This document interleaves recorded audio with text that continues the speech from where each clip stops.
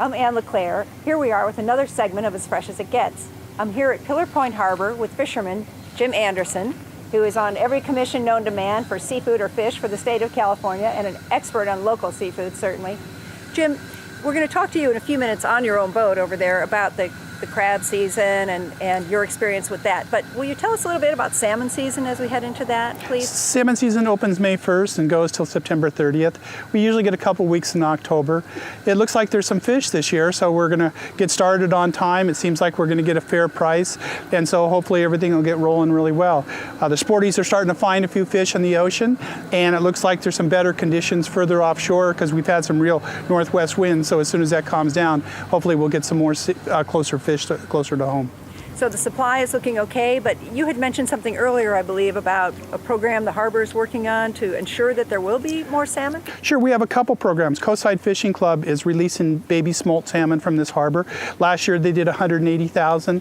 This year they did 420,000. Wow. And next year they're going to do 480,000, where they release them from this harbor. And hopefully in a couple of 3 years, 2 years, they'll start to come back and we'll be able to catch some of those fish here. We have another local, Mike McHenry from this harbor, that takes his boat as far close to Feather River Hatchery as he can, puts 100,000 baby smolts in that boat and actually barges them down river. Wow. And releases them at the Golden Gate. And so we have a study going on there to see which has a better survival rate and a less stray rate, and how the fish how much of those fish we actually catch in the ocean. Wow. So we're doing some experimenting trying to get more fish in the ocean. So some of our viewers may not know that you actually sell fish off the boats sometimes here, is that right? We have an off-the-boat sales here, and we have a new app for the off-the-boat sales that you can go to the App Store and find our fish line. You can also call the Harbor Master Office, and they'll give you an idea of how many boats are selling. We sell directly off the boat. Sometimes we have crab and salmon. Sometimes we have some rockfish. We have a couple boats that do rockfish. Later in the summer, we have some albacore tuna.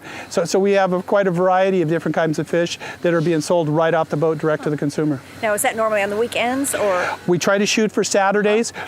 During the holidays, like Thanksgiving through New Year's, we're every day, because there's a lot of people buying all kinds of crab during that time of the year. And so we try to be here every day. But more this time of the year, we're trying to shoot for Saturdays and Sundays.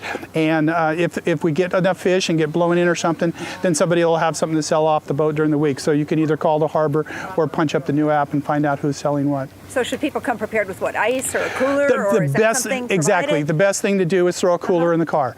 That way, if you find something that you like, you can throw it in the cooler. If you want to go do a lunch or spend a few minutes at the beach or something, you can buy a bag of ice and put it in. And when you get home, you still have a real nice product. But by putting it in the cooler, you actually take care of the fish. So if someone just happens to be over here on the coast side and heading home, is there a way they can see who's selling what off a boat? Sure, you can go to the Harbor Master Office, and right out in front of the Harbor Master Office is a board, and everybody that sells that day will put their name on the board and what they have to sell. At the top of each finger pier, there's another board, so you can look down each ramp and find out which boats are down the ramp selling what different products there are there. Well, Jim, thank you so much. Should we take a walk down to your boat and talk that would about be wonderful. Crab season? Yes. Why don't you tell us a little bit about how you got involved in fishing, how long you've been doing it? I got involved in fishing as a little boy. My father helped start the charter boat business out of this harbor. They built the Miss Princeton and they launched it here in 1946. And so until I was 5 years old, I was riding every day and going fishing and sleeping in the sink and doing those kind of things. And then when I was 5, 6 years old, I started school, and I'd stand at the front door every morning when Father was leaving and want to go fish, and then Mom would go, no, you're going to school. So she made him sell the boat out, and then later we got back in the business. He ran charters, and I built this boat, and I've been commercial fishing.